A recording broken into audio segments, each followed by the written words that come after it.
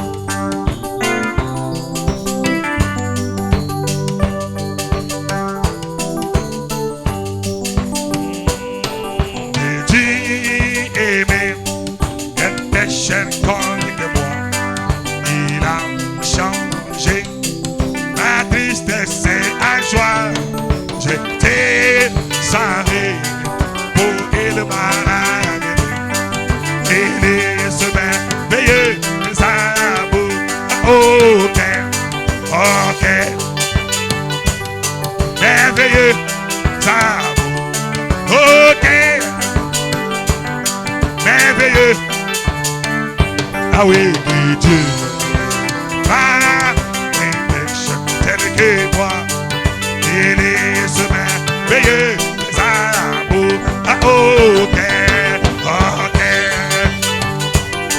merveilleux, amour, ok, ah oui, merveilleux, ah oui, Dieu, tel que moi. Il est ce merveilleux amour. Il brille ses dos, délivrera pour moi. C'est là tout ça mort sur les calvaires. Il met la part de l'homme. Comme c'est amour qui me sauve pas à ok, ok. Merveilleux amour, ok, ok, merveilleux. Ah oui, Dieu, et pécheur, tel que moi, il est ce merveilleux amour. Pour un perdu, condamné comme moi, du Père pour vous. Et les sauveurs mourus, c'était l'achat pour un esclave qui longtemps épuisa. Oui, ok, ok, merveilleux amour, ok, ok, merveilleux. Ah oui, Dieu, les pécheurs, tel que moi. Il est ce merveilleux. Ok, ok, ok, merveilleux. Ok, ok, merveilleux. Ah oui, Dieu,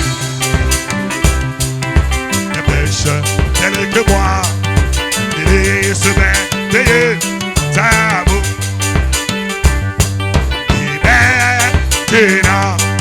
Il m'a pris comme un fils. Il dit, je ne suis pas serviteur. Gloire, je sors, mais non loin du pays. Ses bras sont là, je m'en. Ok, ok, ok, merveilleux amour. Ok, merveilleux. Ah oui, Dieu, un pécheur tel que moi, il est ce merveilleux. Ah, ok, ok, ok, merveilleux amour. Ok, ok, merveilleux.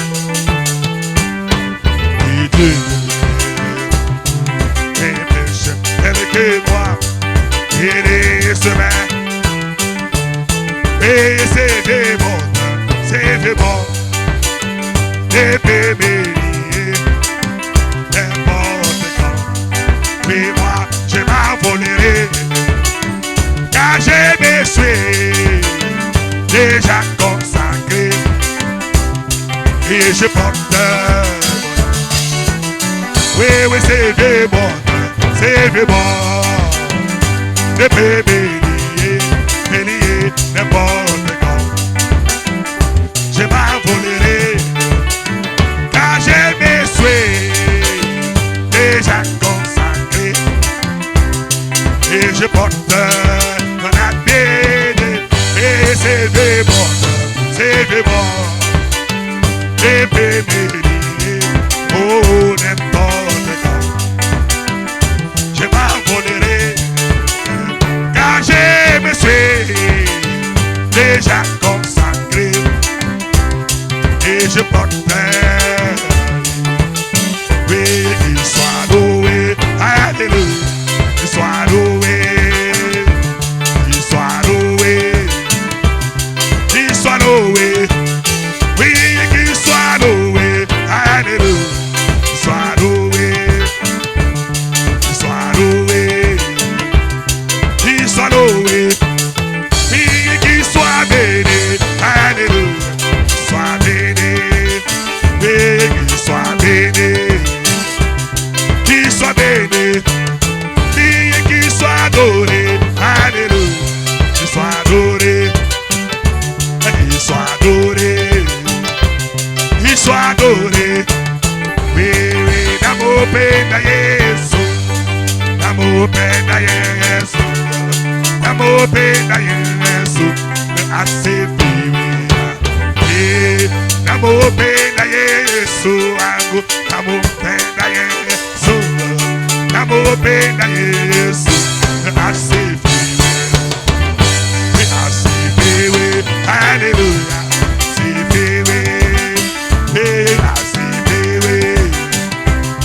assez vieux, oui, oui, assez vieux, alléluia, c'est vieux, assez vieux, et à tout péché, oui, alléluia, à tout péché, oui, à tout péché, oui. Oh, péché, oui. Oui, à tout péché, oui. Alléluia. À tout péché, oui. À tout péché, oui. À tout péché, oui. Oh, la Koubama. Alléluia. Koubama. Eh, la Koubama.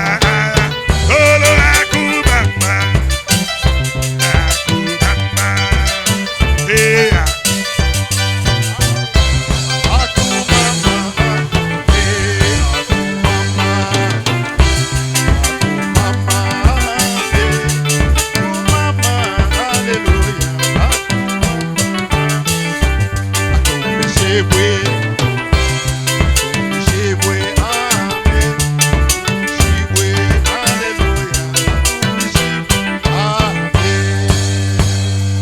Amen.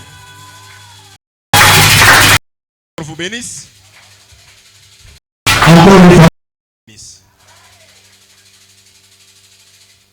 Sans pour autant tarder, nous allons passer directement à la lecture de la parole parce qu'elle n'a plus menace. Mais heureusement, nous sommes déjà dans la maison de Dieu.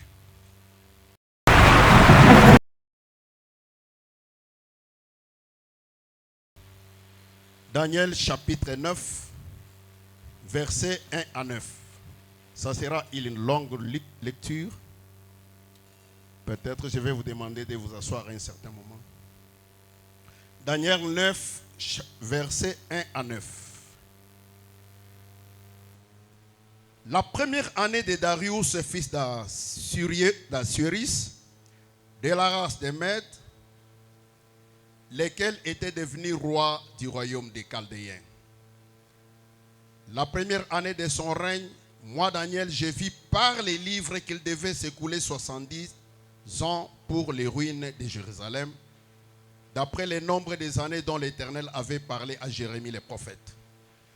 J'ai tourné ma face vers le Seigneur Dieu afin de recourir à la prière et aux supplications en jeûnant et en prenant le sac et la cendre. J'ai prié l'Éternel mon Dieu et je lui fis cette confession.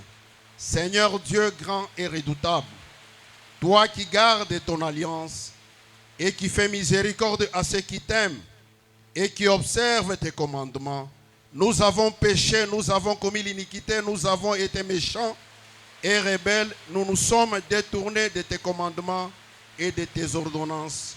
Nous n'avons pas écouté tes serviteurs, les prophètes, qui ont parlé à ton nom, à nos rois, à nos chefs et à nos pères et à tout le peuple du pays. À toi, Seigneur, est la justice et à nous la confusion des faces.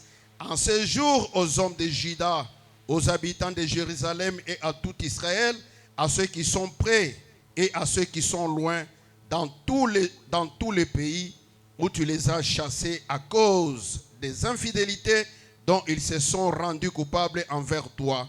Seigneur, à nous la confusion des faces, à nos rois, à nos chefs et à nos pères, parce que nous avons péché contre toi. Auprès du Seigneur notre Dieu, la miséricorde et le pardon, car nous avons été rebelles envers lui. Amen. Que Dieu ajoute la bénédiction à la lecture de sa parole. Amen. Veuillez vous asseoir.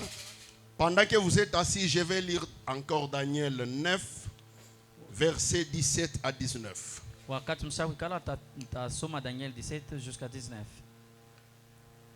Maintenant donc, ô notre Dieu, Na écoute sasa la hivi prière Mungu wetu usikia maombi yetu et les supplications de ton serviteur. na maombolezo ya mtumishi wako. Et pour l'amour du Seigneur, fais briller ta face sur ton sanctuaire dévasté. Na kufatana na mapendo yako wagaza nuru yako uso yalu ya mazabao. Mon Dieu, prête l'oreille et écoute, ouvre les yeux et regarde nos ruines. Na uteke masikio utuangalishe na ushikie mateso yetu.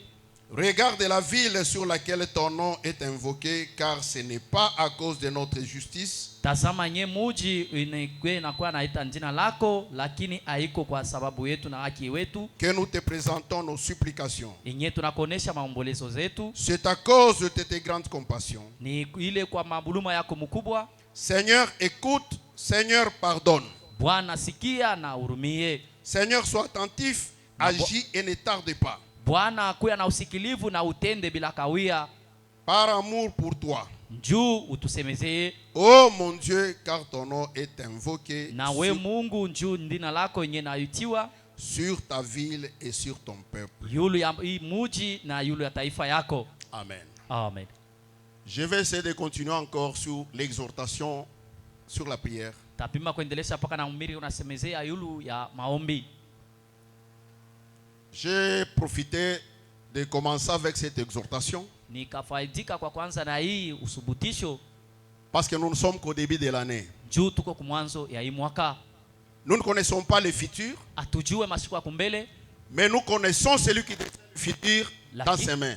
Lakini tunajua yule mwenye ashakushika masiku ya kumbele ndani mikono mwake. Et celui qui le connaît, c'est l'Éternel notre Dieu. Na mwenye anaijua ni Mungu wa milele, Mungu wetu. Nous sommes limités, Siye tuko na mipaka, lui n'est pas limité. ye haiko na mipaka. Nous venons de lire dans le livre de Daniel. Tunatoka mkusoma kitabu cha Daniel. Ici, Daniel Hapa Danieli n'était pas dans son pays. ashikukuye muchi yake. Ils étaient en déportation Ye alikuwa ashakubebwa kama mfungwa. en Babylone, Alikuwa mule mbabiloni. selon la prophétie du prophète Jérémie. Kufuatana na masauti ya kinabii ya nabii Et la Jeremia. Bible nous dit que Na Biblia nasema dans la déportation où ils étaient, kule kumubeba balimbeba kama mfungwa à travers la lecture des livres de Jérémie, kupitia mausomi ya vitabu ya Yeremia. Daniel avait compris qu'il leur restait 2 ans. Daniel akaelewa kama kukababakiria miaka 2. Et frère Branham dit ceci, Na ndugu Brahma anasema hivi. Daniel en Babylone, Daniel mule Babiloni il était parti en Babylone quand il avait 12 ou bien 14 ans. akaenda mumuji wa Babiloni wakati alikuwa na miaka 12 wala 14. Il était encore un petit garçon. Akuwa tena kijana, Mais par la lecture des brochures de Jérémie, lakini kupitia mausomi ya mahubiri ya Yeremia Daniel avait compris que ye akalewa ya kwamba il fallait qu'il fasse Il passe 70 ans dans la déportation. alipasha kufanya miaka 17 kama mfungwa. Après 70 ans, Kisha bwingi ya ile miaka Dieu allait les retourner dans leur pays d'Israël. Mungu atafuta kumrudisha muinchi yake kwa Israeli. Alors en lisant les brochures de Jérémie, Mkusoma mahubiri ya Yeremia, Daniel dit que j'avais compris par les livres qu'il nous restait 2 ans. Daniel akasema kupitia usomi nikaelewa kama kutatubakia miaka 2. Quand il avait compris qu'il leur restait 2 ans, Wakati akaelewa kulibakia miaka 2, Daniel n'était pas resté oisif. ashikubakia washipo kufanya kintu. Daniel n'était pas resté paresseux. Ashikubakie washipo kufanya kintu. Daniel n'était pas resté quelqu'un qui ne pouvait rien faire. Ashikubakia yule mtu washipo kufanya kintu. La Bible nous dit ceci. Biblia inasema hii. Daniel se jeta à la prière et au jeûne. Daniel akalitumbukiza mu maombi na Il kufunga chakula. commençait à jeûner, Akaanza kufunga à chakula, prier, kuomba, à implorer la grâce de l'Éternel. kuomboleza buluma bwa Mungu wa Parce milele. qu'il leur restait 2 ans pour quitter la déportation. Juu ikababakira miaka 2 juu bapate kutoka mule Et mubufungwa. frère Branham dit ceci. Na nabii anasema hivi, Pendant qu'ils étaient en Babylone, wakati balikuwa mu Babiloni, Daniel n'avait pas d'église où fréquenter. Daniel ashikuwa na kanisa yenye arezi kuenda Daniel kuingia. n'avait pas de frères avec qui il pouvait fraterniser. Ashikuwa na banduku ba mukikristo bali atawezi kufaidika Frère nabo. Branham dit que Meshach, Shadrach et Abednego eux, étaient de l'autre côté. Ya kusema Meshaka Abdenego bo balikuwa kule ngambo ingine. Lui, il était de l'autre côté. Yeye na yeye alikuwa tena ngambo ingine. Les cantiques que Daniel pouvait chanter, Ile mimbo Daniel aliweza kuanza Frère kuimba. Branham dit que Ndugu mama anasema c'est seulement les cantiques qu'il connaissait. ni paka ile mambio alijuaka. Mais il ne s'était pas souillé Lakini ashirikuchafue avec les Babyloniens, na bale bantu wa Babiloni avec leurs miettes, na ile masari yao chakula na yabo. ile chakula yabo. Daniel était resté fidèle. Ye akabaki mwaminifu tu, Fidèle devant les dieux d'Israël. mwaminifu mbele ya Mungu wa Et Israeli. Branham dit qu'il avait gardé la victoire devant Dieu pendant 68 ans. Ya kusema ye akachunga ushindi wake mbele ya Mungu katika miaka 79. Pendant 68 ans dans la déportation, Daniel était resté victorieux. Ye akabakia paka mshindaji hata bwingi ya ile mwaka kama mfungwa. Mais qu'est-ce que nous faisons? Sisi tunafanya nini? Nous pouvons prier le dimanche, Tunaweza koma mujuma comme nous avions prié le lundi. vile tuliomba mkaji moya, Arrivé le samedi, tunafika mumposho, quelque chose nous surprend, kintu fulani nous kinatushitusha, abandonnons la victoire. tunaacha na nye ushindi Et wetu. pourtant, pendant que nous demandons à Dieu, Japo wakati tunaomba kwa Mungu, Frère Branham dit que nous ne demandons pas la victoire. ndugu mama sema tuombe ushindi. Quand nous prions, Wakati tunaomba, nous prions dans le camp où se trouve la tuko victoire. naomba mukampi nye kwa ushindi. La victoire appartient à notre Dieu. Ushindi ni wa Mungu wetu. Il l'avait acquise à Golgotha. Inyari tukabula tokea Golgotha. Et il y a des années et des années. Tunakuwa miaka na miaka. Nous Amen. aussi, en tant que Daniel, Na sisi kama bakwa ba Danieli basasa, nous avons des brochures tuko na mahubiri ainsi que la Bible na Biblia que nous lisons. inye À tunasoma. travers les brochures de Frère Branham, Kupitia mahubiri ya ndugu nous Branham pouvons découvrir tunaweza kuvumbula les prophéties qui étaient sorties pour ce temps. masauti ya kinabii toka juu ya hii À wakati travers la Bible, kupitia Biblia. nous pouvons découvrir Tunapasha kuivumbula les prophéties concernant ce temps, ile masauti ya kinabii juu ya hii le temps dans wakati. lequel nous vivons. Hii wakati tunaishi. Ma soeur, mon frère, Dada yangu na ndugu yangu, ce n'est plus le temps de rester empesé. ana wakati ya kubakia Ce n'est wabusito, plus le temps de rester raide. ana wakati ya kubakia washipo Ce n'est kutenga, plus le temps de rester quelqu'un qui est lourd. ana wakati ya kubakia mtu wa C'est le temps mabusito, de se jeter dans la ni prière. wakati ya kutumbukiza La maombi. Bible dit ceci. Biblia anasema hivi, Paul le dit dans 2 Thessaloniciens. Paulo anaisema kitabu cha Quand les gens Wathesalonisia, diront paix wakati watu wanaanza kukata, et sûreté, wakati walikuwa na hakikisho une na ruine msalama, les surprendra mateso moja ya rafla comme les kabalamba, douleurs d'enfantement qui peuvent surprendre une femme en mpaka vile travail. maumivu ya pakuzala na bambaka mama wa Aujourd'hui, mimba. le monde entier Leo dunia est mzima en train de crier iko na lalamika paix, salama, paix, salama, paix, sécurité, salama na ukingo, paix, sécurité. salama na Où ukingo. en sommes-nous? Tuko wapi Ma soeur, dada, mon frère, ndugu yangu, où en sommes-nous? tuko wapi? Les prophéties sont en train de s'accomplir. Masauti ya une kinabii par naenda une. kutimizika.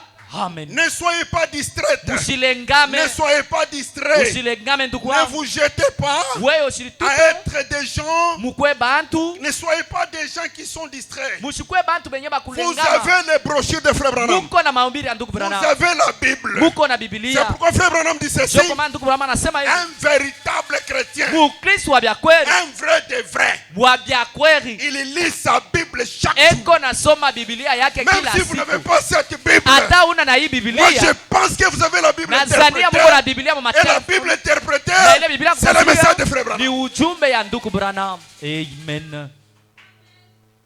Comment se fait-il que vous pouvez être un frère Namona kanutesi kwa ntunduku toute une semaine, juma muzima prier, kuomba vous ne priez pas. aombe, Lire la Bible, kusoma Biblia vous ne lisez pas la Bible. ausome Biblia. Écoutez ce que frère Branham. Mushikie kile ndugu Branham anasema. Amen. Les instructions de Daniel, de Gabriel à Daniel. Mafundisho ya Danieli kunapatia Gabriel kunapatia Danieli. Paragraphe 73. Kumstari ya 73.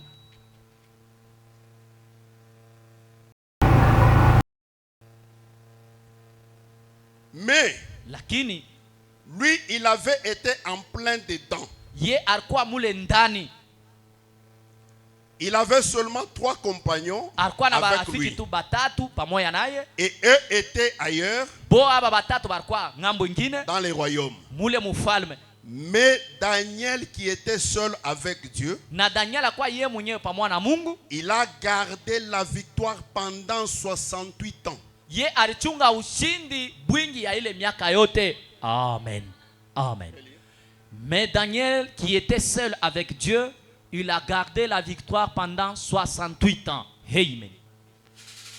Quelqu'un qui peut garder la victoire de Dieu pendant 68 ans. Ule muntu anaweza kuchunga ushindi ya Mungu bwingi ya ile Et dans miaka. quel pays? Muinchi kani tena? Dans un pays où était plein d'idolâtrie. Muile inchi mulikuwa tele babudwaji wa masanamu. Tous les habitants étaient idolâtres. Bakaji bote balikuwa babudwaji wa masanamu. Ils adoraient des idoles. Banaanza kuabudu masanamu. Ils n'adoraient pas les dieux tout-puissants. Abakwanze kuabudu Mungu wa kumbingu. Mais dans un tel pays, Lakini muinchi ya vile Daniel lui pouvait garder Daniel aliweza kuchunga cette sainteté. ile utakatifu. Il pouvait garder la parole de Dieu. Aliweza kuchunga sauti ya Mungu. Quelles que soient les menaces. Hata kama baraza kuonesha Frère watamu. Branham dit qu'il priait en cachette. Ndugu wa sala kuomba mwenye kufichama. Le temps de la prière, Hiyo wakati ya kuomba Daniel pouvait ouvrir la fenêtre du Daniel côté de anafungula l'est. dirisha Du côté de l'est. kuile ngambo ya kuest. Frère Branham dit que Ndugu baba anasema pendant que nous prions, wakati sisi nous tunaomba, devons tourner nos faces vers tunapaswa l'est. kuangalia kule jua na lamukiaka. Amen.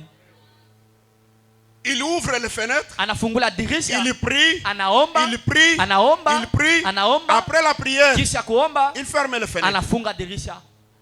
Il se souvenait Akaanza kukumbuka de la prophétie, ya ile de masauti ya la kinabii. demande de Salomon. Ya ile maombi ya Salomoni. Amen. Pensez-y, je ne veux pas me mettre à prêcher Mie misipende kwanza kubiri tu. parce que c'est censé être un message d'enseignement. Juu hii inapasha kuwa ujumbe ya ufundisho. Mais pendant 68 ans, il avait gardé la victoire. Lakini tangia bwingi ya hii miaka akachunga ile ushindi. Il ne s'était pas souillé aux yeux de Dieu. Ye ashikuchafue mbele ya Mungu. Et ça, Na kulichafua muibi na hivi bingine. écoutez bien, Mushikie mzuri. sans le baptême du Saint-Esprit, Bila mwenye kubatiziwa na Roho Mtakatifu. sans le sang de Jésus-Christ Bila na damu ya Yesu Kristu. qui intercède pour lui, Inyere anza kuomboleza njuu yake. il n'avait que le sang des taureaux, Lakini yeye alikuwa paka na damu ya banyama des bang'ombe. boucs et des génisses Ya bale banyama na bajenisi. qu'il devait offrir en cachette Inyere anza kwanza kutolewa kwa Mungu mkufuchama. à cause des traditions païennes de ce pays-là. Njuu ya bile bisela bya bapagano ya ile inchi. On les avait amenés là-bas. Jérémie avait prophétisé qu'ils y iraient. Ye akaletwa mule njuu Yeremia akatabiri kwamba tabaletaka mule inchi. 74. Alors Daniel, oh là là, il avait commencé à voir que le moment approchait. Na Daniel pale akaona kwamba wakati inaanza kukaribia. Tout comme nous aujourd'hui, Baka vile iko vile vile na sisi leo. Daniel a commencé à voir. Daniel akaanza sasa kuona. A-t-il dit? Vile akasema. Par la lecture de livres. Kupitia usomi ya mabitabu. Par la lecture des livres, Kupitia masomi ya mabitabu. Daniel avait compris qu'il allait rester 2 ans. Akaelewa kwamba kulibakia miaka 2. Et en ce moment-là, Na muile wakati il a pris maintenant la décision akachukua sasa mpango de prier, ya kuomba, de jeûner, ya kufunga pour chakula. qu'il ne soit pas lourd, Juu asikuwe wa bujito. pour qu'il ne soit pas empesé, Juu asikuwe na bujito. pour qu'il soit quelqu'un à tout moment qui doit être dans l'atmosphère de la prière. Juu akuwe yule muntu wakati yote yuko muhali ya Vous maombi. savez, même pour l'enlèvement, Munajua hata njoo kunyanyuliwa. vous devez être dans une certaine atmosphère Unapasha kuya muhali fulani. pour que Amen. vous participiez à l'enlèvement. Juu upate kufaidika na Si kunyanyuliwa. pas, Kama iko Si vile, ce n'est pas ça, kama haina vile, la ruine va vous surprendre. mateso ya nguvu itakubamba La kwa ruine va rafa, vous surprendre. na ile mateso Parce que itakupata. frère Branham dit ceci, Ndugu Branham anasema hivi, la mort, lufu l'état dans lequel la mort peut te surprendre, muile wakati lufu inaweza kukubamba, c'est l'état dans lequel tu iras devant Dieu. ndio muile yale utarikutanisha mbele ya Et la Mungu. mort ne change rien. Na lufu haibadilishe La kitu. mort n'est qu'un moyen de transport Lufu tu ni namna pour kutufikisha les candidats de l'enfer, dia bale batenda les mudezi, candidats destinés à l'enfer. bale benye banapasa kwenda La mort mudezi. est là Lufu huko hapo pour les pale, amener en enfer. juba bapeleke elmwe Ceux qui mudezi. sont destinés pour aller au ciel, Bale banaweza kwenda la kumbingu. mort est là Lufu luko pour les amener au pale, ciel. bapeleka La mort mbinguni. ne change rien. Lufu haibadilishe kitu. C'est pourquoi Jo kwa nous maana devons être en bon état tunapasha kwa mwali mzuri avec notre Dieu na Mungu wetu pendant que nous sommes encore vivants. wakati tukingali bazima. Nous ne sommes pas comme les néo-apostoliques. Siye hatuna kama banewa Nous ne sommes pas comme les si catholiques. hatuna kama Quand Katolika. quelqu'un meurt, Wakati mtu on anakufa, amène le cercueil ici. tunaleta sanduku Nous mkanisa, commençons à chanter. tunaanza kuimba. Non, fungula mulango. Non. Hapana Non vile, et non. hapana, hapana. Amen. Le temps est mauvais. Wakati iko mubaya. Frère Branham dit que c'est un temps glorieux pour l'épouse, Ndugu aseme ni wakati ya utukufu njoo ya mais bibi un harusi, temps mauvais lakini ya mubaya pour ceux-là qui rejettent la parole kwa de Dieu. bale bale natupiria sauti ya Si Mungu. Daniel, Kama Daniel par la lecture des brochures kupitia de usomi Jérémie, ya mahubiri ya Yeremia il avait compris que le temps n'était plus akaelewa encore kusema là. ashikukwe tena na wakati.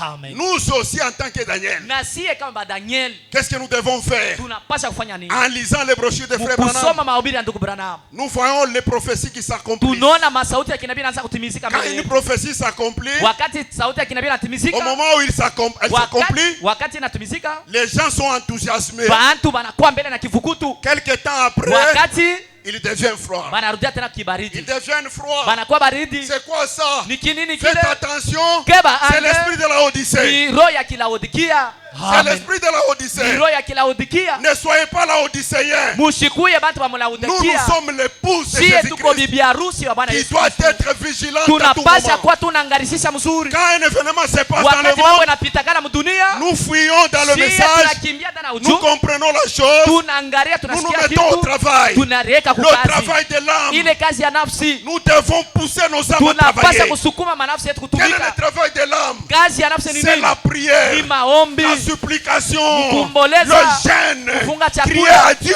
kulalamikia à tout Mungu moment. wakati Aussi yote. longtemps qu'il nous donne Wakati l'occasion, yote anatupatia bahati, profitez-en. tufaidike na ile wakati. Amen.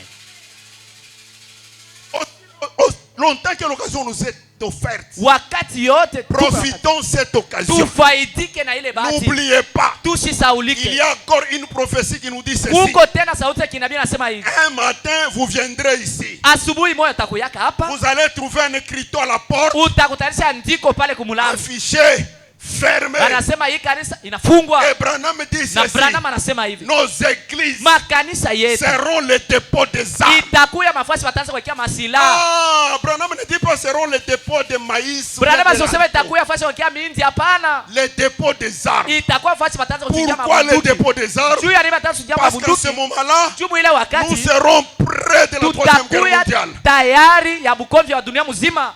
Amen.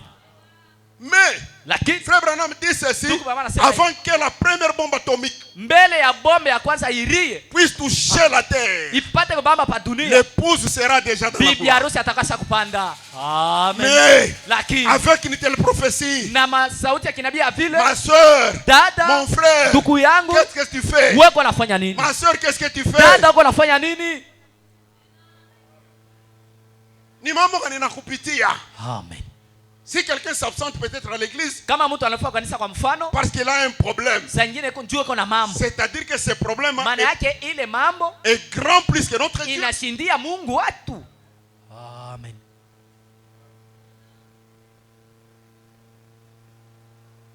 Si Daniel, Danieli cela avait causé un tel effet sur lui, alikuwa na mambo fulani yulu yake. à combien plus forte raison nous? Mara ngapi sie? Nous aussi, Sie pia nous vivons dans un état où tuko naishi muile hali ile, l'enlèvement est tout près. unyanyulizi iko karibu. L'enlèvement est tout près. Unyanyulizi iko karibu. Pas seulement l'enlèvement. Hapana pa La kunyanyuliwa. pression aussi nous attend. Na ile usukumu inatuchunga pia. Amen. La pression nous attend. Usukumo iko natuchunga. Qu'est-ce que nous devons faire? Tunapasha kufanya nini? Nous devons rester oisifs, Tunapasha bakia paka hivi wasipofanya kitu? sans prière. Bila maombi? Sans prière. Bila maombi? Je le disais le dimanche. Mimi nasoma mjuma. Une vie chrétienne sans prière, c'est une vie qui n'a pas de sens. Maisha ya Kikristo bila maombi haiko na maana. Parce que frère Branham a donné à l'épouse, à l'église, 3 vertus. Ndugu Branham anasema Mungu alipatia kanisa manguvu Dieu a tatu. donné 3 vertus à l'église. Alileta manguvu tatu kwa kanisa. La prière, Maombi, la parole neno et Christ. na Kristo. Qu'est-ce que nous faisons de la prière? Tuko nafanya nini na maombi? Amen. La parole, même venir à l'église pour écouter la parole, nous nous absentons. Wakati ya kwa kanisa tunasikia neno, tunalofu. Ça ya maombi, njo tutakuya. Amen. Et la prière, Na maombi, nous faisons quelle sorte de prière? tuko nafanya mutindo kani ya maombi. Branham dit que nous devons prier Branham ase tunapasha komba. à tel point que Muile wakati vous vous ile perdez dans la prière. unarisabwa mu maombi. Amen. Les 3 vertus là, Ile manguvu tatu où est-ce que nous les mettons? tuko na yeka wapi? La prière, Maombi, la parole neno et Christ. na Kristo. C'est ce qui fait la force de l'épouse. Dieu leo anafanya nguvu ya bibi harusi. C'est ce qui fait la force de l'épouse. Dieu leo anafanya nguvu ya bibi harusi. La prière en famille. Maombi ya Les gens ont mjamaa. déjà oublié ça. Bantu basha kusabwa maombi Ils ya ont mjamaa. jeté ça. Banaitupa. Et pourtant Branham dit Japo ceci. Branham anasema N'abandonnez pas la prière en famille. musiache maombi ya mjamaa. C'est dans cette prière en famille Ni ile maombi ya munyumba. où Jésus descend Ile Yesu yuko na pour shuka. s'intéresser à vos besoins. Anze kuangaikia mahitaji yenu. Amen. Eh, dans la maison, les gens ne prient pas. Muma nyumba bantu baombe Les tena. gens ne prient plus. Bantu baombe tena. Le moment de prier, Wakati ya kuomba, sijui kama ni baba ataanzia hapo moi kulala. je suis tellement fatigué. Mimi nimesha kuchoka Lorsque sana. vous commencerez à prier, Wakati mtaanza maombi, souvenez-vous de moi. mnikumbuke yuko na Je ne mimi. sais pas si c'est la maman qui prendra Sijui fuite. kama ni mama ataanzia hapo kulala. Oh, restez prier pour Mwewe moi. bakie mnyombe. Les enfants, Batoto, les garçons dans leur chambre. ba vijana banaume les filles ngambo dans leur yabo, chambre. babinti nabo ngambo yabo. Papa, Baba, or que c'est le papa qui est le leader de la japo maison. papa ndio pasteur wa mnyumba Le yake. papa, c'est lui qui est le chef de la maison. Papa ndio mkubwa C'est wa la mnyumba. personne qui doit être spirituelle dans Yeye sa ndio mtu maison. anapaswa kuwa kiroho kupita ba mnyumba yake bote. Ah, Ndio. munyumba mama anakuwa mulombi kupita baba. Amen. Baba kama nalala ba ni kuditupa. Ya shishutukake kulamuka kuomba mshiku. Amen. Kipande mililala hapa mililala. Mina lota beko na nivinya pa chibata kuvinya. Amen. Amen. Mina lota beko na nivinya. Mwaka beja hapa mina lamuka shingo kuna nyuma mina kumbuka baranza kunivinya mshiku. Ule mwenyewe na kuvinya na mpango hata yako. Niko tu mpango yake ashakushonta tu kilole kwako. Wewe kubushingisha. Amen. Unafia prononcer Jésus na kubushingisha. Parce que tu es allé au lit sans être sous Unaenda kulala bila hali ya maombi. Amen. Vous savez, moi j'ai toujours prié ceci. Mnajua mimi naombaka hivi. Seigneur Dieu, Bwana Mungu, ne me retire pas ton nom usinitoshe jina sur lako mes lèvres, pa midomo même yangu dans la profondeur de mon sommeil. hata wakati niko mbusingisi. Amen. Même la victoire. Hata ushindi. Mina ombaka Mungu mi victoire ata kundoto. Niko pas victorieux. Amen. Amen. Et bile mina ombaka nekalaka na vivre. Amen. Ukuna lala ombi, unalota tunzu shituna kwa ndamu. Jo, miraza kufia kulala mingi. Yeshezi. Yeshezi itatoka je urienda mukitanda mu atmosphère kali. Amen. Après avoir prié dans la maison, Kisha kwamba mnyumba, vous invitez Jésus. munamwalika Yesu. Tel que nous avons lu, Vile tulisoma. lui ne refuse pas Ye l'invitation. ashikatalake kama banamuita. Branham dit qu'il ne refuse pas l'invitation de qui que ce soit. Yasa shikatalake mwito ya mtu wowote. Que vous soyez bon, Hata ukwe mzuri, méchant, ukwe mubaya, pauvre, ukwe maskini, riche, lui, il mutajiri, vient toujours. yeko nakuwa tu. Mais après avoir l'invité, Lakini kisha kumwalika. Amen. Frère Branham dit que Ndugu mama anasema il aime être abudiwe, et puis il aime adorer. kisha anapenda naye kuabudu. Dès la nuit, Wakati unamwita dans la maison, munyumba, vous adorez ensemble avec. mutaanza kuabudu pamoja naye. Après Après la prière, de la nuit, kisha maombi ya usiku, qu'est-ce que tu rentres faire à la télévision? weye ku television unaendelesha kufuata tena nini? Munaomba na Yesu. Amen. Ku télévision unarudi yako kuangalia bintu kani. Amen. Pendant que vous priez avec Jésus dans votre maison, Wakati unaomba na Yesu munyumba yako, lui aussi il reste dans votre maison. ye anabakia munyumba Il yako, est en train de vous observer. eko na kuangalia sasa. Amen. Amen. Allez enfant, mwende mu mashambre no mukala. Banenda. Wewe unabakia ku television kuangalia nini pendant que Jésus est à Wakati Yesu Ate yuko kote. pembeni yako, yako, unamwalika, unaomba naye, unarudia ku television, unaanza kuangalia naye Arsenal, unaanza kuangalia Chelsea, Chelsea, unaanza kuangalia naye Barca, Mike Barça. Real. Jésus unamwita munyumba yako njoo kuangalia naye Barça ku television. Frère, Nduku, ça c'est ridiculiser le Seigneur de gloire. kule ni kumkosa Bwana Vous utukufu wa n'êtes pas heshima. différent Awachane de Simon le ya pharisien ule Simoni mufarisayo, qu'il avait invité alimwilika pour le Yesu mépriser. juu ya kumubeula. Amen. Kisha kuomba na Yesu ku television unaanza kuangalia nini? Ibi ba mama bo banangaraka ni nini? Aseri, Seria karashika, karashika na bingine bibia. jimaji. Ah, J magique. Palo qu'on a check. Jésus n'a pas checké. Et moi je ne pense pas qu'il y a un peu de la chaise qui est là. Amen. Achetez kalam. Frère Branham dit ceci. Nduku Brahma anasema hivi, Frère, faites attention. nduku keba ange, Vous qui êtes fanatiques mwewe kwa bapendelevu de football, wa makabumbu, je risque de vous choquer. mimi niwezi kumikwa. Branham dit que si vous regardez le foot, vous êtes un pécheur, un cochon. Aseme uko mtenda zambi, uko nguruwe. C'est pas moi qui l'ai dit. Ana mimi naisema.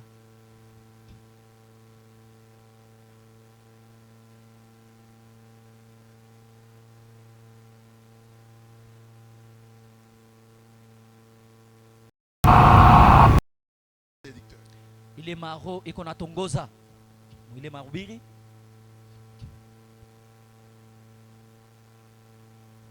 Les esprits séducteurs. ile maro iko natongoza. Paragraphe 95. Mstari Vous anonase, trouvez un frère dans la maison, unakutanisha ndugu munyumba, frère Navarez à Chelsea, ndugu ashakufa dada na ye wa Barca. je lis frère Branham. Ninasoma ndugu Branham, C'est comme je le disais l'autre soir, iko saa vile mimi naanza kusema magharibi ingine, au sujet du cochon, ile mambo naangalia nguruwe, au sujet du pécheur. ile mambo naangalia mtenda nzambi, On ne peut pas blâmer. hatuwezi kukemea ile, Non, non, blâmer les cochons. kukemea nguruwe C'est sa nature. ni hali yake, wala ni vile balimuumba. 3 points de suspension. Manuta, Un pécheur est un pécheur. mtenda nzambi ye ni mtenda nzambi, N'essayez pas de le réformer. mushipime kumugeuza, N'essayez pas de lui dire ceci, cela ou autre chose. mushipime kumaanisha hivi na hivi bingine wala kitu kingine. Il est un pécheur au départ. Ye kwa kwanza mbele ni mtenda nzambi, Il est un cochon au ye départ. ni ngurube kwa kwanza, Il ne sait pas faire mieux. asiwe kufanya kia kizuri. S'il va au cinéma Kama ako nenda fasi ya kuangalia television kusinema, et qu'il y va le dimanche anenda ko mujuma et qu'il va au match. na eko nenda kule ku match, Match c'est au pluriel. enenda kuangalia ile match De baseball. ya ile baseball, Et qu'il fait toutes ces choses. na eko nafanya bile bintu vyote. Il est un pécheur au départ. Kwa kwanza mbele yeye ni mtenda Sa nzambi, nature est comme celle du cochon. na muumbo wake umekumbia kama nguruwe. Le vieux cochon va s'enfoncer Na- son museau dans Ule- l'état de fumier Ule nguluba atendelea kulitumbukiza mwile matope mwa buchafu, et il va manger tous les grains qu'il y a dedans na ye ataanza kula ile mbeko yote ilikuwa mule ndani et tout. na bile Eh byote bien, mzuri. voilà, c'est un cochon. Mwangalia ye ni nguruwe, Vous ne pouvez pas le blâmer. hawezi kumkemea, C'est un cochon. ye ni nguruwe. Et c'est comme vous ne pouvez, c'est comme ça pour les pécheurs. Njo vile iko njoo ya mtenda nzambi. Amen. Dites amen à frère Branham. Amen. C'est pas moi qui l'ai dit. Ana mimi naisema. Uko naomba munyumba, uko na chunga kuangalia match kwa télévision. Vous savez pourquoi nous péchons? Mnajua kwa nini tunatenda dhambi? Amen. Avant de pécher, Mbele ya kutenda dhambi, dans votre pensée là, mumawazo yako mule, vous allez faire par tous les moyens pour effacer la présence de Dieu. utafanya namuna yako yote utoshe wapo wa Mungu. Amen. C'est ce que vous allez faire. Ndio ile utafanya. Unamujimisha comme s'il n'est pas là. Iko sana hako tena. Dieu anaanza kutenda dhambi. Amen. Dieu nous a fait sacrifier.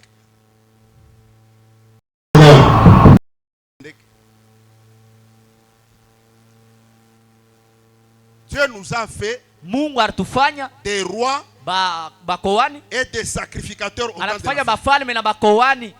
Amen. Nous sommes des rois Tuko bafalme pour dominer les royaumes sataniques. juu tutawale maufalme ya kishetani. Et nous sommes des sacrificateurs. Na tuko bakoani. Branham dit même, nous sommes même des souverains sacrificateurs. Anasema tuko hata bakoani bakubwa. Un sacrificateur, son travail, Mkoani mkubwa kazi yake c'était d'offrir à Dieu le sacrifice. ilikuwa ya kutolea Mungu Et les masadaka. sacrifices que nous offrons à notre Na ile Dieu, masadaka tunatolea Mungu Branham wetu dit que ce sont les sacrifices de nos lèvres, ya kusema ni ile masadaka ya midomo yetu, notre louange, ile masifu yetu, notre adoration, mabudwaji yetu, notre prière. maombi yetu. Et un sacrificateur qui ne sait pas comment prier, Ule mkoani asijue namuna kom, un sacrificateur qui ne sait pas chanter, mkoani asijue kuimba, c'est quelle sorte de sacrificateur? ni mkoani wa Qu'est-ce que mtindo tu dois gani? offrir à Dieu? Utatolea Et Mungu Branham nini? dit que les sacrificateurs, ils avaient un habillement spécial. Na Abrahamu anasema bakoani balikuwa na mvario wa kuachana na bantu bote. Dieu dit à Moïse, Mungu anaelezea Musa, Dieu dit à Moïse, Mungu anamwelezea faites Musa, attention, keba ange, tu ne monteras pas à mon autel hautapandaka kwa madhabahu yangu par des degrés, juu kunyangula mikulu, kunyangula kwako kwa mikulu, afin que ta nudité ne soit pas découverte. konekana. Un sacrificateur a un habillement spécial Mkoani obligé par Dieu. eko na mvario yenye kukazishwa na kuombewa na Et Mungu. nous aussi en tant que sacrificateurs, Na sisi kama bakoani nous avons des habits que Dieu nous a exigés tuko à na porter. mavazi ile Mungu alitukazisha tupate kuvala. Les sœurs, Badada Branham vous dit ceci, Branham anamielezea habillez-vous amplement. muvale bintu birefu na binene. Frère, Nduku Branham vous dit de ne Branham pas porter anasema, la taille basse. usivale pantalo ya kushuka chini ya kivuno. Hein. Amen. Branham dit que vous êtes voyous si Basi vous le pale faites. uko vayu wasipokuadhibisha mzuri, Un sacrificateur voyou, mkoani pantalon wasipomefundishwa chini ya mzuri. kifuno, Ah. unaona kumomba nayo Yesu. Yesu yeye mwenye kutiheshimia anavala bien. Joko unakuwa na pantalon chini ya kifuno, unatembea sa prisonnier kunkamba. Amen. Tu es un prisonnier de Satan. Uko mfungwa wa shetani. Sœur, frère Branham dit habillez-vous amplement. Dada, ndugu mama, sema Ne mvale portez vitu pas virefu. les habits qui montrent le relief de votre corps. Usivale manguo kuonesha vile mwili yenu iko. Amen. Oh papa njoo vile beko naosha movie. Branham asema on va encore. Jisha tena. Ma couturière be kwako. Mama Amen. Kasela, c'est une couturière. Amen. Unauza nguo ya kubana, unaenda unamupatia ananenepesha. Amen. Mais wewe unauza ya kunenepa, unaenda kukondesha. Un sacrificateur. Mkoani.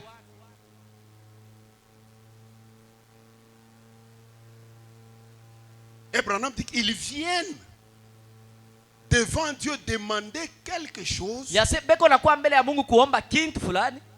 en ayant l'apparence de Jézabel. Beko na kuya na muonekanikio sa ya Jezabeli. Banakuya kumomba Mungu. Unebangaria kumacho ba Jézabel, kapinga le Jézabel. Full. Ba Jezabeli ba tele. Na ba frère, Na na ba les frères sœur. et les sœurs aussi. Utapata nini? Et qu'est-ce que vous allez trouver dans ça? Parce que notre Dieu a des exigences. Juu Mungu wetu uko na bila shaka kutuomba. Écoutez ce que frère Branham. Msikie kile ndugu Branham anasema. Un prophète qui rougit. Nabii ule anakuwa na ungoloma. Nabii anashikia aya. Amen. Un prophète qui rougit. Ule nabii anasikia haya.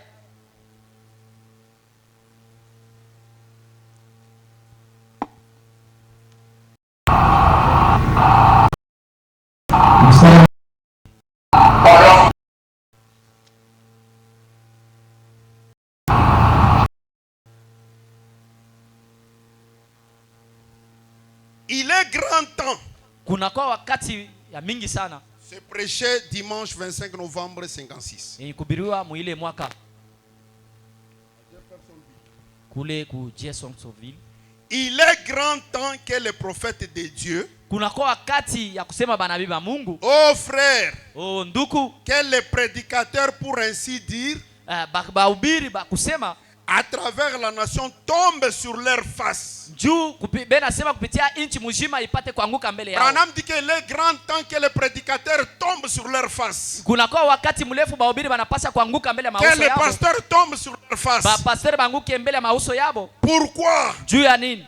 Or, Japo je sais qu'il y en a en Amérique 19 millions d'églises baptistes, Tanzania huku kwa Amerika kunakuwa 19 milioni ya makanisa ya ou Kibatista. plutôt 19 millions de baptistes, Wala kunakuwa 19 milioni ya Babatista. 13 millions de méthodistes, 13 milioni ba Methodista, 11 millions de luthériens, 11 milioni ya ba Luthériens, 10 millions de presbytériens. 10 milioni ba Prosteriens. Miséricorde, pensez-y. Mweye neema muwaze kotu. Qui se livrent constamment au jeu des ballons. Benye beko nalitumbukiza mwile michezo ya kabumbu.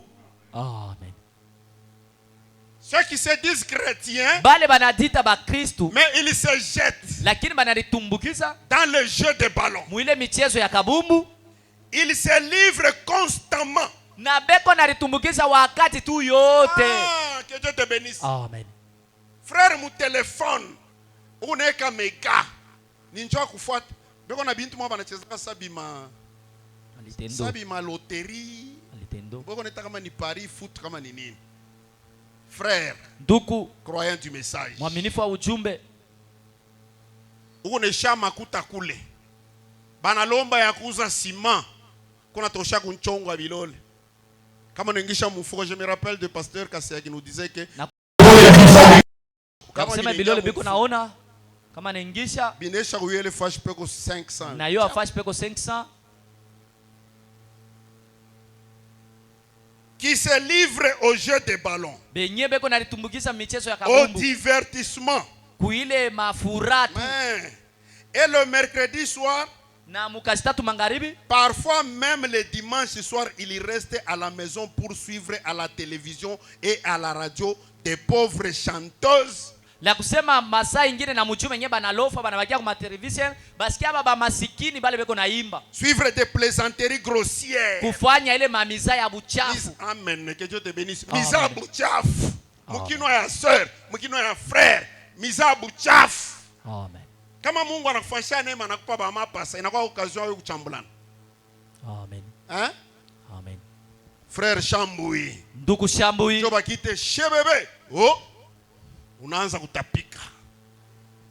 Sœur Mwambuve. Mwambuve, munsoko. Ye. Njoo unaanza kutapika. Njoo vile La Eva première kuyaka. Mwambu c'était Ève. Mwambu ya kwanza kwa ni Eve.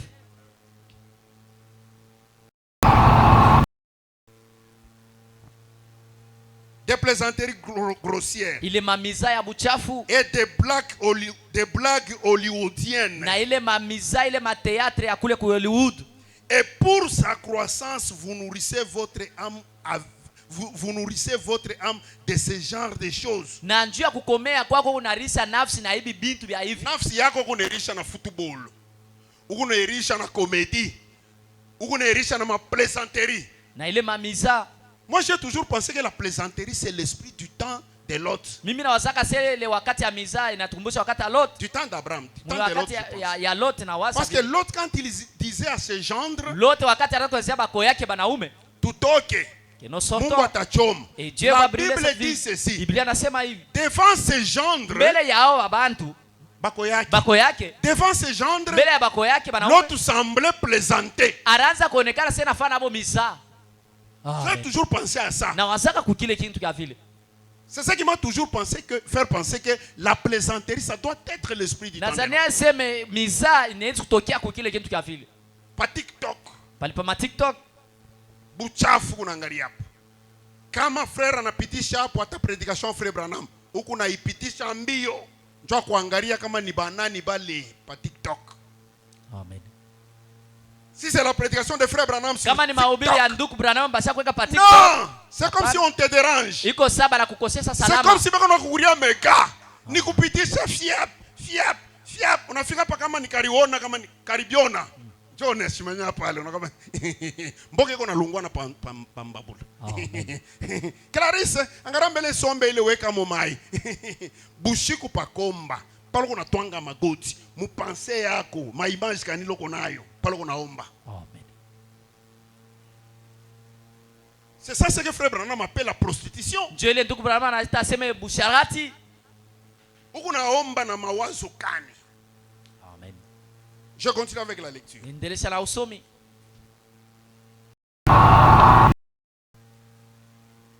Et pour sa croissance, vous nourrissez votre âme de ce genre de choses. Na njuu ya kukomea kwa nafsi yenu Mungu nairisha na hivi vitu vya hivi.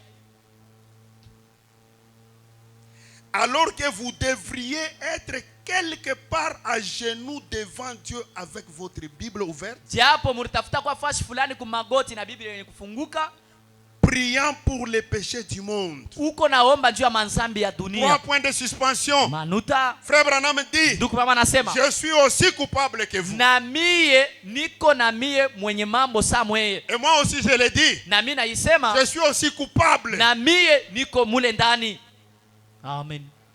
Frère Branham dit qu'il fallait être quelque part à genoux avec la Bible ouverte. Ndugu asema unapasha kwa fashi fulani kumagoti na Biblia yenye Wala kufunguka. unaomba Bible kumbele, unaomba, unaisha, unasoma, unaomba, unaisha, unasoma. Mungu atatenda. Amen. Parce que maombi tunapasha kwa muali ya maombi. Amen. Tukuna itika, tukuna répondre comme exigence ya Mungu. Parce que Branham dit que nous sommes les sacrificateurs. Yaseme shie tuko bakowani. Mais quelle apparence! Na tuko na mwonekanikio kani. Il tukuna jipresenter na kumbele ya Mungu. Quand Dieu nous regarde, Wakati Mungu anatutazama, réellement il nous voit des ya sacrificateurs. kweli anatoa na kama bakowani. Quand il jette son nez dans la profondeur de nos Wakati cœurs, anaangalia muupana maro nini tukani yetu. tukuna waza? Amen. Mumaombi, Et dans nos c'est prières, la présence physique seulement. ni wapo tu mkimwili tu. Bamunsoko. Eko kumaombi eko nawaza vile mbegechi ya minji na panda. Vile mbegechi ya malaki na shuka bei ya ruzaka kubei. Anawaza bona kachika. Mais eko naomba. C'est-à-dire que tu honores Dieu de tes lèvres Ni seulement. kusema uko naheshimia Mungu kwa kukinwa tu. Mais Lakini ce qui est dans ton cœur, c'est autre chose. ile yenye kwa muroho yako ni bintu vingine.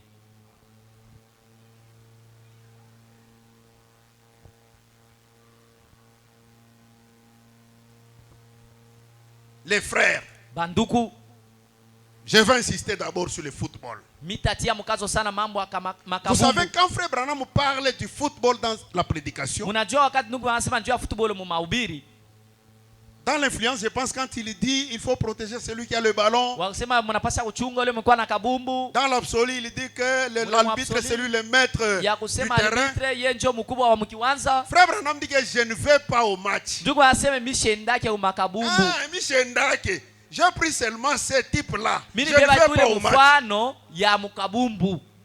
Même la boxe. Hata ile kupikana Quand frère mangumi. Branham faisait la boxe, Wakati ndugu à un certain moment, il avait arrêté la boxe. wakati fulani aliacha kupikana J'avais mangumi. lu quelque part, il dit, Mimi sio fasi fulani il y avait anasema un garçon qu'il fallait me tuer. kulikuwa kijana mara tafuta Ce kumuua. garçon-là m'avait donné de véritables coups. Ya kusema alinipika mangumi ya kweneana. J'ai failli mourir. Mimi tafuta hata kufa. Et dans la prédication La vie de 1962, Na mumahubiri maisha ya Branham 1962 te dit ceci. Branham anakuelezea hivi. Cette boxe que je faisais, Ile box mimi je kufanya. l'ai abandonnée au diable. Niliachia hiyo Pour shetani. le moment, Kwa hapa je ne sasa boxe plus. nishipikane Pour le mangumi. moment, au lieu de boxer, Hapa tuko bapigana mangumi. j'embrasse. Wakati apika mangumi tunakumbatiana.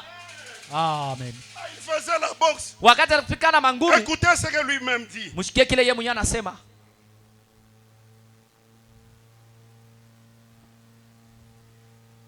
Pale tunakuyaka njoo kuomba. Et quand nous venons pour prier, Tunapaswa kwa muali et moevi. nous devons Ya être maombi. dans l'atmosphère Et de puis la quand nous prière. prions à Dieu, Wakati tunaomba Mungu, nous devons être humbles. tunapaswa kuwa banyenyekevu. La victoire se trouve dans l'humilité. Ushindi iko mkuchuka.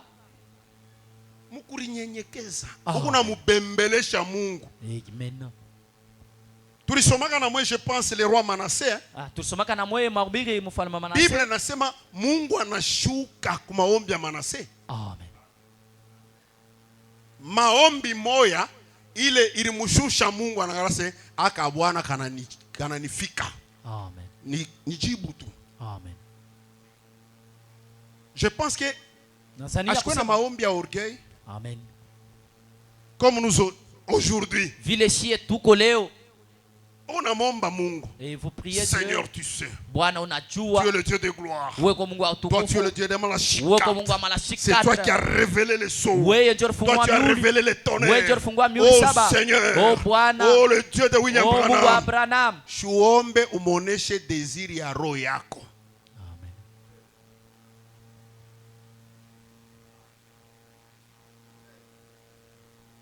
La vie prêchée jeudi 19 juillet 1962. Ile mahubiri yankuitwa maisha yenye kuhubiriwa mwile mwaka.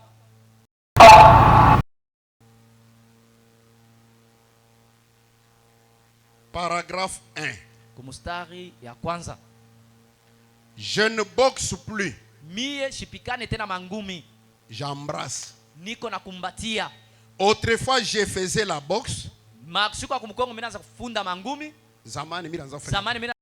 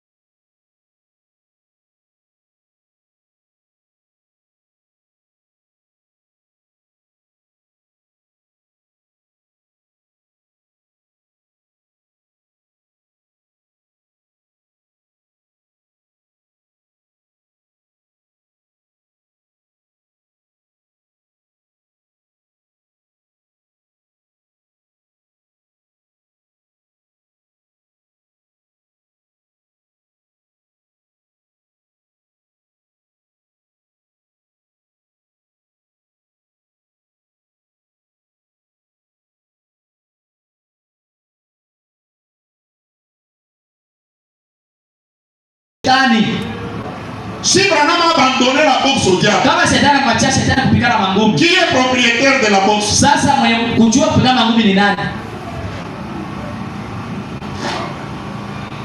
Toi tu penses que kama Branham aliacha boxe atakuencourager wewe ucheze football? Au baki fanatique wa Barça? Frère, unajua na makalendrier yote. Ubishi munyumba, batoto ni ba Barça, mama ni wa Chelsea, frère kani wa Barcelona. Munyumba, kama na wina Barcelona ile siku batalala na njaa. Frère, fanatique de football. Upendelevu wa kabumbu. N'oublie pas que tu es sacrificateur. Usisahau kusema wewe uko mkoani. Tu es sacrificateur du Dieu vivant. Uko mkoani wa Mungu aliko hai.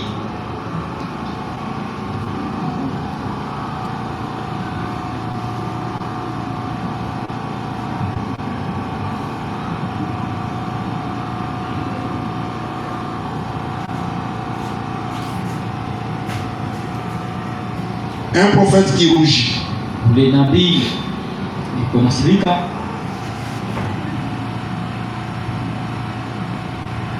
Suivez la lecture de Frère Branham. Usikie usomi ya ndugu Branham. La citation de Frère Branham. Ile mahubiri ya ndugu Branham. Et nous devons savoir, pour se présenter devant Dieu, nous devons être dans quel état?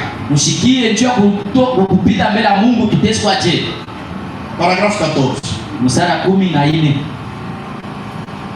Je commence au milieu du paragraphe. Mimi naanza katikati mule. Des femmes et des hommes sexy. Banaume na banamuke banakuwa ba sexy. Ba utongozi. Amen. Il y a même des hommes qui sont sexy. Kuko banaume beko na tongoza. Qui boivent, beko na kunywa, qui fument, benafuta, s'appelant eux-mêmes des chrétiens. Beko na lita kisha bo benyasa ni bakristo. Parce qu'ils ne savent pas mieux que cela. Juu abajue kizuri kuliko hivi. Dans leur cœur, mumaro yabo, cette racine même du charnel gît encore. ile muzizi ya kimwili kingali kunatumika ndani Muzizi mwako. ya kimwili ingali inatumika kunatenda ndani Amen. ya bandugu na badada. Amen.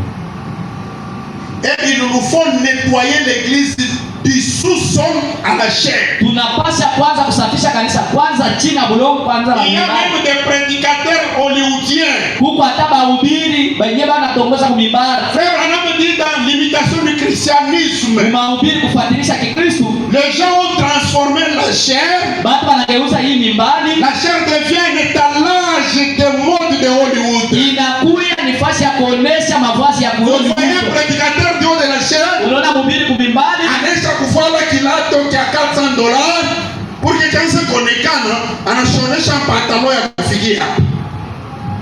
Hicho kilato kianze kuonekana. Kule kushere kule ni sur taille, ndio wanafaa paka hivi. Frère, Ndugu, les gens ont changé la chair batu banabadilisha mimbari en étalage de Hollywood. mavazi ya kuonesha Hollywood.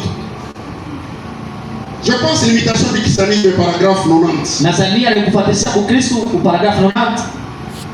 Et il nous faut nettoyer l'église du sous-sol à la chair. Inapasha tusafishe kanisa kwanza chini kufikia mpaka kumimbari. Amen. Amen. Et c'est vrai. Na vya kweli Ce qu'il nous faut aujourd'hui, ile natupasha leo ce sont ces prophètes qui rougissent. ni bale banabii banapatishwa aya. Ndio unapata haya kumbele ya Mungu, banangana taifa ile Mungu anawapatia, ile wapatisha haya kumbele ya Mungu. Ce sont des prophètes là qui rougissent Ni bale banabii banapatishwa de aya honte. na aya. Parfois les gens viennent dans la ligne de prière pour qu'on prie pour eux. Bantu banakuwa sengine mumustari juu babaombee. Et c'est comme s'ils se rendaient à une maison malfamée. Iko sabeko nenda munyumba moya ya mbaya ya njala Une maison malfamée. ya mubaya. Ya ovyo. Amen. Amen. Kama unakuya kukanisa baba ombe na unaelewa unakuya sasa unaenda ku maison mwa malfamée, nyumba ya mupaya, kavumu mupaya, nyumba ya mchafu. Amen.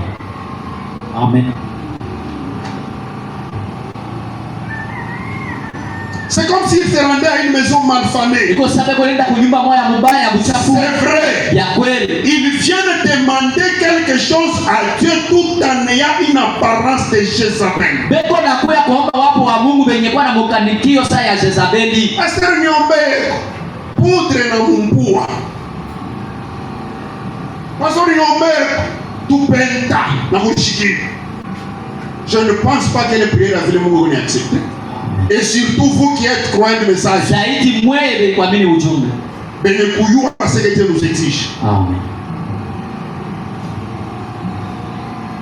Ce qu'il nous faut aujourd'hui, Ile natupasha leo hii c'est nettoyer la maison, ni kusafisha nyumba, chauffer les cœurs kuiwakisha moto mumaro, et avoir des prophètes de Dieu qui se tiendront en chair kuya na banabii ba Mungu benye batasimama kumimbani, et diront les choses tout haut, benye bataanza kusema vitu kwa wazi, qui sépareront les vrais du faux, inye tachanisha vibaya na vizuri, qui prêcheront l'évangile sans compromission, bale batahubiri injili bila masikilizano, jusqu'à ce que les pécheurs tombent sur leurs faces mpaka pale batenda zambi batainama kwa mauso yao et pleurent, na banaanza kulia, et que Dieu envoie le Saint-Esprit pour purifier leur vie. na Mungu atume Roho Mtakatifu juu atakase maisha yao. Amen. Amen. C'est frère Branham qui dit Amen. Ndugu baba nasema amina. Amen.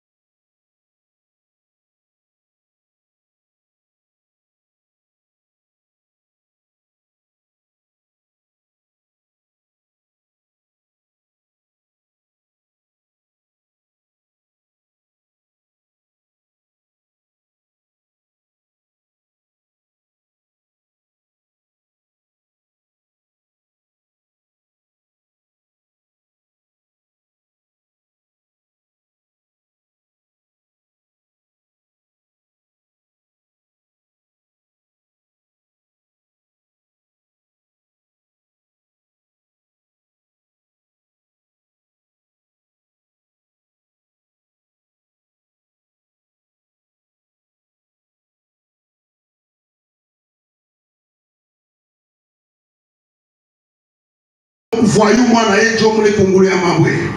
E mule jo we mule serewe na weye. Upana kungulu mabwe. Amen. Tu oublies. Unasabu. Branham anasema. Et Branham dit ceci. Kama ni mavazi yako unavoila inatire regard ya tamaa ya huyu msharati unapita munjia. Yu asema siku ya judgment utasamba kusharati na ule voyou. Amen. Amen. Amen.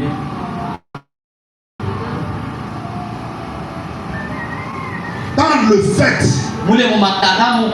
le seul porte des habits. Il est mort et il est dans ma chambre, dans ma chambre, dans ma voile.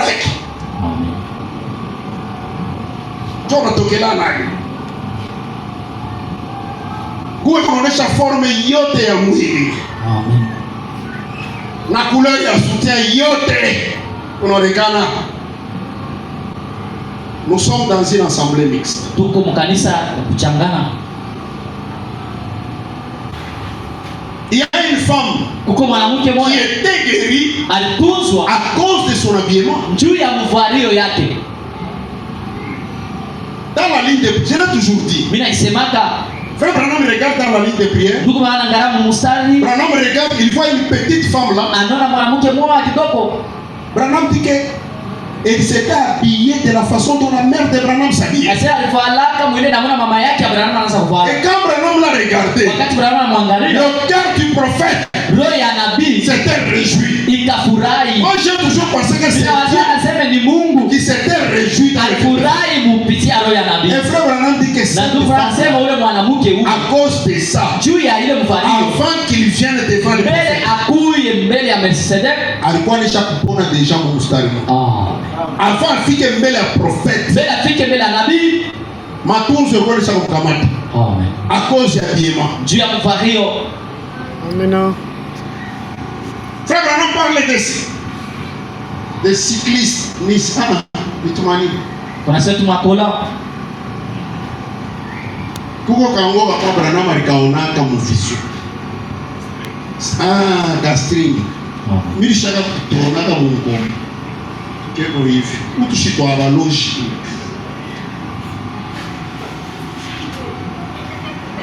Situ hivi kwa abaloji kwa wanokaka. Mimi tona mungu kwa mingi. Mastring. Est-ce qu'avec un string, on va voir là où il agit? Mes soeurs, répondez-moi. On va voir là où il agit. Ma soeur m'a dit, Shindani, qu'est-ce qu'on a dit? Mais pourquoi vous interdit de porter la quitte? Tu vas dire qu'on est gâtasse.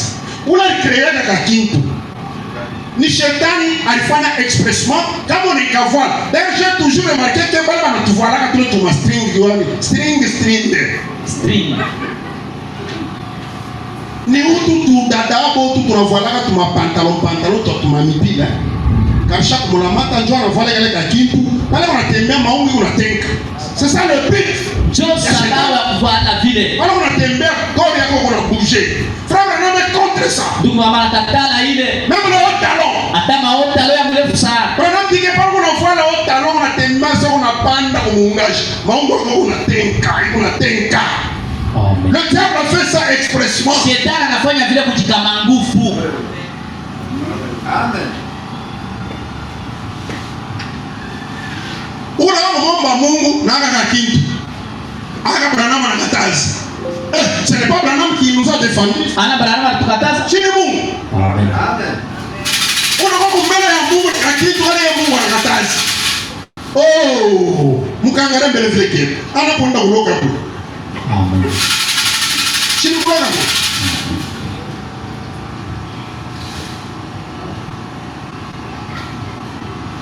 La manière d'un vrai prophète. Namuna ya nabii wa kweli. Dieu nous a fait grâce aujourd'hui. Mungu anatendea leo neema. Je pensais que ça était pas ça comme foule là. Ba kalofa bala dangara inji. Mungu afako, Mungu afako.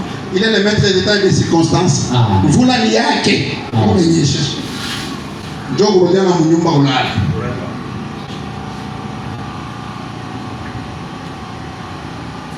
Branham dit ceci. Nabii anasema hivi. Paragraphe 200 à 201. Je vais terminer par là. Tamalizia pale. Si je vendais ce genre de jupe à l'ancienne mode, Kama mimi naanza kujisha mazipe ile ya zamani, style Maman Michel, yenye kuita sema style Mama Michel, aux femmes d'aujourd'hui, banamuke ba leo, si je dois style à ma jupe Maman Michel, je ne sais pas ni modèle. Aux femmes d'aujourd'hui, banamuke ba leo, pensez-vous qu'elles achèteraient? mutawazia sebo bataisi kuyuza? Absolument pas. Abata pimaka kuyuza. Elles veulent bien quelque chose où elles peuvent être moulées. Banapenda bakwe kile kitu kisha kubabamba banaringisha mule. On dirait des saucisses de Francfort. Banakuya saa masosisi. Elles veulent être en habit serré. Banapenda bavale manguo ya kubabamba. Circuler dans la rue. Beko natembea mu mabalabala. Environ 4 ou 5 différents degrés. Beko natembea mu maburefu ya pachama. Hivi. Beko natembea na mikulu ya milefu. Au talon. Amen.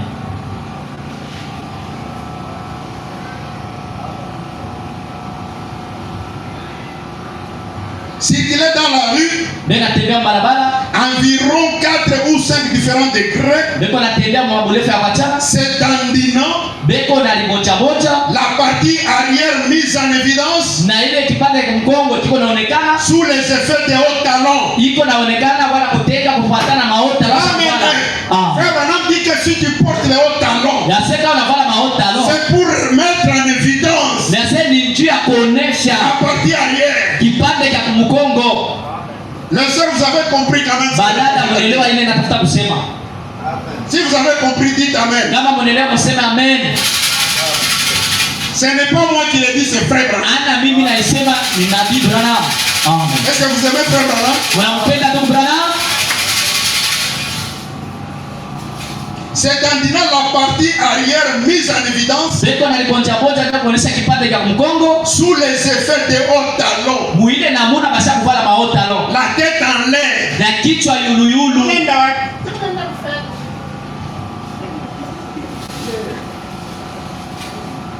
Amen. Je ne dis pas cela pour faire une plaisanterie. Ce lieu n'est pas un lieu où plaisanter. Mais c'est la vérité. Je n'ai pas une bonne instruction.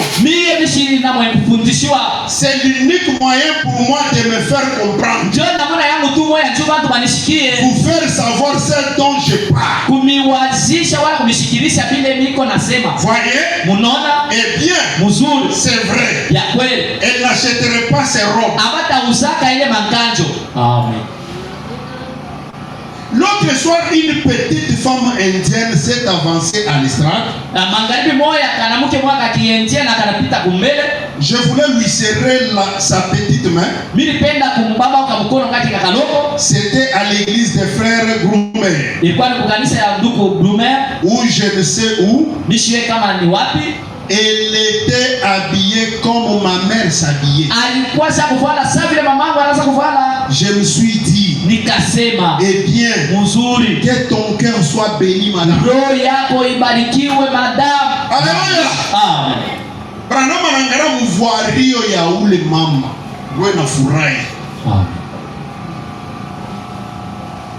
Je me suis dit, eh bien, que ton cœur soit béni, madame. Et le Seigneur l'a guéri là-même. Avant même d'arriver auprès de moi.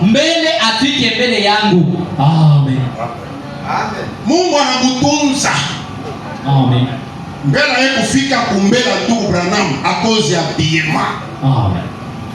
Unakuwa kombe na haka ndani. Sitako nafukusha maombi yote nenda mbali.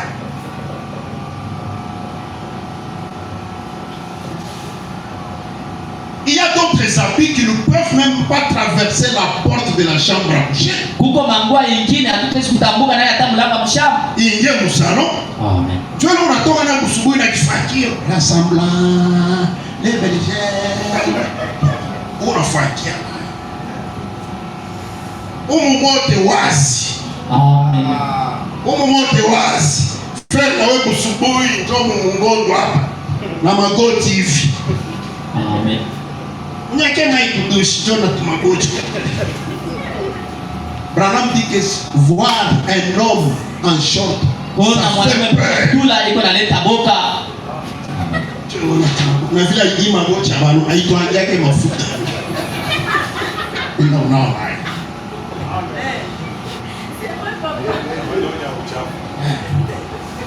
Magoti kwa kukauka. Na isimame mwisho. Sio na wewe zaka yako ukuti yake mtushi. Paka kumpombe amai. Amen. Nani? Toka maisani. Wao tu message. Mwaminifu wa ujumbe. Amen.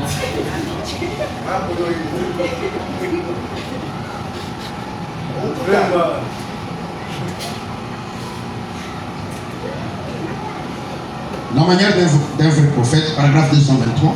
Paragraphe 223. Toute notre nation devient une bande de voyous. Nchi yetu mzima inakuwa tu ya watu basio kufundishwa mzuri. Chaque jeune homme se promène en taille basse. Kila kijana yuko anatembea pantalon chini ya kivuno.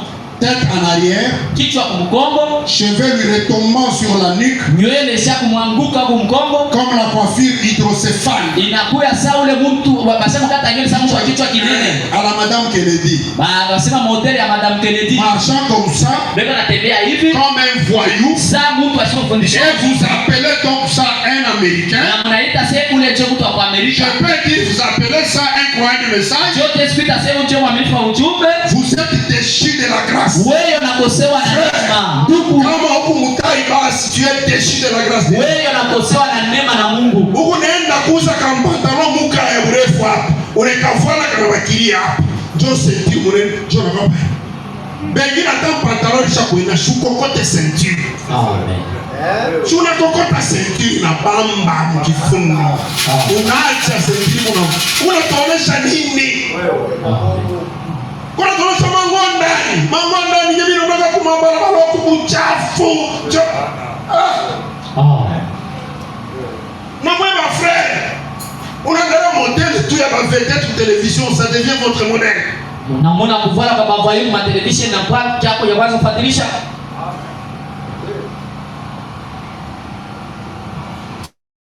Amen.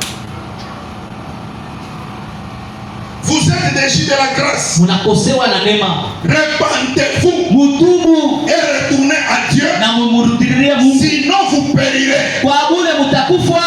Amen. Kwenda tuchome. Amen. Mais on le fait expressement.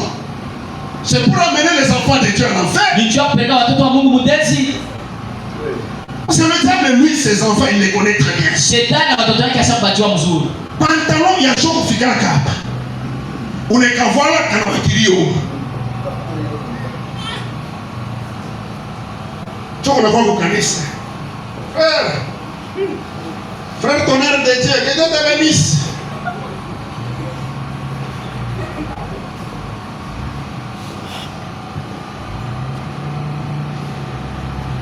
C'est pourquoi nous voulons avoir quelqu'un ici qui nous laissera faire tout ce que nous voulons. Tutapenda sie mtu atatuacha kuvale vile tunapenda. Pastor anaanza kukonelea hivi unaanza kulofu. Amen. Vous voulez avoir quelqu'un ici qui prêchera l'évangile social. Ataanza kumhubiri vile tutaanza kukana mzuri na watu. Mubarikiwe, mupate madola, ça va vous emmener où sans itakupeleka wapi bila Roho Mtakatifu? Amen. Itakupeleka wapi? Itakupeleka wapi?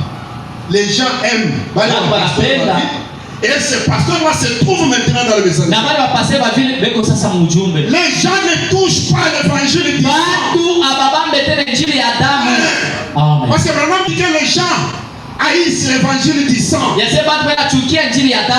prennent l'éternel. Dans le message des frères, vraiment cet évangile n'existe plus. Amen. Il y a de la concurrence, la compétition. Alikuwa na goti ya je, mimi nitapika dairi kuni nettoyage à sec njogoli. Taipika dimanche. Unaipika tena nayo kama unakufa. basha kukulalika chini. Tule tundu wako jo tunakuya. Ayaya. Mambo yake iko wapi? Kanafala mangocha ta 3. Kama ni wewe kalikuwa na jipe ya verte, anaingia mu nyumba, kanatoka na kiwembe cha jaune. Kana eclipse kwa voisin, kana kiacha. Kana rudi, kanatoka na kia rouge. Avant bakujike, kanaisha yote. Sasa bila kusaidia kunini? Muserikali mloshakuwa serieuse. Amen. Wewe mwenyewe unajua mle msanduku. Ni wote unajua. Même pendant que nous prêchons maïti. On a mouffouillé à vivre dans mon roi. Mais comme c'est dans l'église, les jours où on a battu le roi Manning, Mungu atusaidie. Tunataka penser bon, frère yewe Mungu atembea kila mtu anayavile anatembea na Mungu wake. Mungu atusaidie.